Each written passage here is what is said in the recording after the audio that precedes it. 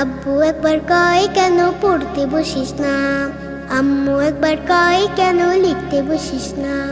কি করে বলি আমি পড়ালেখা ভালো লাগে না, ভালো লাগে না। আমি যদি বলি একটু করব খেলা, আম্মু বলে খেলবি কেন দুপুর বেলা। আমি যদি বলি একটু করব খেলা, আম্মু বলে খেলবি কেন দুপুর বেলা।